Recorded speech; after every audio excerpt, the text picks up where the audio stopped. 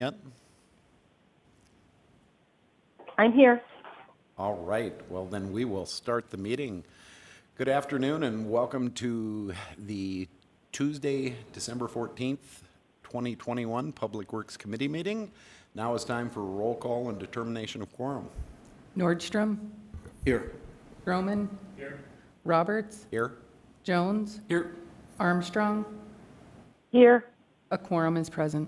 Thank you, and now is time for adoption of the agenda. We have a motion by Councilman Stroman, a second by Councilman Jones. All in favor? Aye. All opposed, motion passes. Now it's time for general public comment. This is a time for members of the public to discuss or express concerns to the committee on any issue, not limited to items on the agenda. Action will not be taken at the meeting on any issue not on the agenda, except by placement on the agenda by unanimous vote of the council members present. I will open general public comment. I don't see anybody that wants to comment, so I will close it. We will move on to consent items 1 through 16. I will open public comment. Anybody that wants to comment, so I will close public comment. And then I will move on to items that staff may want to speak on. Thank you, Mr. Chairman. I would like to cover nearly all the odd number ones, and Mr. Ganji will cover most of the even number ones. That's just the way it happened to work out today. Why doesn't that surprise me? Yeah. People have said I am a bit odd, so that fits right in. So, Thank you. Item 3 is a change order for our hazardous household hazardous waste event. Once again, it was overwhelming success, partly because we weren't able to do it last year due to COVID.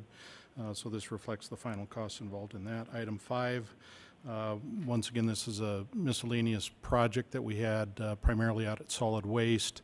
It's not a final change order, however, an increase due to unforeseen soil conditions, believe it or not, for part of our paving out there, so additional costs for additional base material and paving materials. Item 7, once again out at the landfill, it's our fencing contract, so decrease due to the timing of the fencing. So it's good to see contracts moving in a positive negative direction. Item number 9 is a professional service agreement with TSP. That would be for the next phase of renovations for City Hall, which was a vision-funded project, primarily lobby area, I believe some work done in City Council, and then HVAC improvements necessary for the building as well. Item 11, seeking proposals. We've got obviously large water reclamation project coming up. We talked about that, had a public hearing at the City Council last week. We're positioning ourselves to hire someone to be what we call an owner's rep, similar to what we did out with the Civic Center, to represent our interests in construction during the course of the project. And then item 15, I'll skip to, is a purchase of a hydro excavator. This is going to be used by our water utility maintenance folks. It is a budgeted item. Oh, and then I'll take number 16. Confirm reappointments of Doug Wilson and Christopher James, and then appointment of Doug McIntosh to the Rapid City Trenching Board. Trenching Board serves a function of making sure that underground contractors, water sewer contractors are licensed to work in the city of Rapid City, so we make sure that the professionals out there digging underground are licensed and are fully aware of not only our laws but state law as well. So it's a great board. I'm a member of that. We meet regularly, and anyway, it's a great opportunity, and I certainly appreciate the folks that said that they would be a reappointment, and then it's good to see some new blood on the board as well.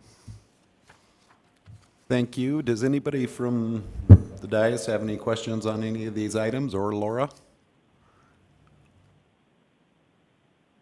Looks like Councilman Stroman does. Thank you, Chair. May I address Public Works Absolutely. Director Dale Beck? Dale, on number 9, the phase 2 of the City Hall renovation, You said that was a Vision Fund project, so that's already funded through that, correct? That's correct. That was a previous, previous funding for this building. And how many phases are there going to be, do you know? I believe there's going to be 3. What's the third one? The third one will be exterior improvements, parking lot improvements. It's really unknown what the scope of those, what Phase 3 will be, but it's been identified as exterior improvements. So is the third floor of City Hall, is it the second? No, third floor, is that as far as it's going to go in the renovation? Or is there anything else that's going to be done up there? No, I believe third floor is complete. There's been some talk of perhaps having on the roof of the second floor, maybe doing something out there, partial green roof or some amenity out there. But as far as any other additional work on the third floor, no, there's nothing else planned. Do you know if there's going to be, if it's going to be occupied? I mean, there's a lot of open space. I mean, there's partitioned, but is it just going to be meeting rooms and conference rooms up there? Yeah, the current layout is the final configuration. There's not a lot of unoccupied space other than the conference rooms, the third floor west, and then the training room. Those will maintain as public meeting spots. Okay, thank you. I yield. Thank you. Councilman Nordstrom, you have the floor. Thank you, Mr. Chair. More of a comment for Mr. Tech, if I may. Absolutely. Item number 3, I've got, if I get a chance to talk to you very briefly on item number 3, it's just an information point for you if we can discuss this or chat about this offline. Has to do with LEPC, so. Thank you, I yield. Thank you. Laura, is there anything you'd like to comment on? No, sir. All right. We will turn it over to you. Sure. So items 2, 4, and 6 are standard business change orders. 2 and 4 are final change orders for 2 of our CIPs, and 6 is just a progress change order for another one of our CIPs. 8 is a time extension for one of our consultant contracts. No cost, just extra time. 10 is advertising for bid for one of our CIPs, an air release valve for our force main. Item number 12 is actually purchasing land adjacent to one of our CIPs coming up on Skyline Drive so that we can have more additional right-of-way for that project. 13 is approval to the 40-unit rule, or an exception to the 40-unit rule. Staff approves this. It's actually out in the valley, in the county, in the county. And then 14 is actually a variance to waive sidewalk, also for the same exact location out in the valley. Staff recommends approval of that as well. Thank you. And we have a question from Councilman Jones. Thank you, Mr. Chairman. Item number 12, the $65,000 purchase price. I was just curious how that price, how did that price come to be? Is that the appraised value or assessed value or negotiated value? How did we end up at that? Thank you. I don't know the specifics of it, but the city acquired an adjoining property here in the last 12 or 13 months. These lots are unbuildable, really. Well, I shouldn't say that. A lot of difficulty in constructing a home on these lots. The lots are very steep.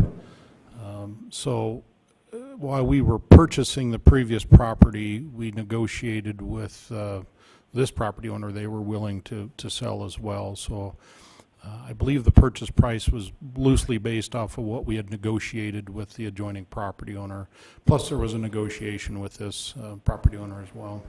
$65,000 for 2 lots. I think Alderman Roberts would have an opinion about the value of those lots and whether that was a fair price or not. My opinion is that's an extremely fair price for lots.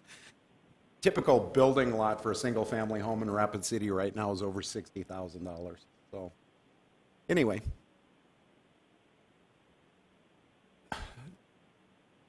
Laura, do you have any questions on any of these? Yes, sir. If not, I would look for a motion to approve items 1 through 16. Got a motion to approve by Councilman Jones, a second by Councilman Stroman. All in favor?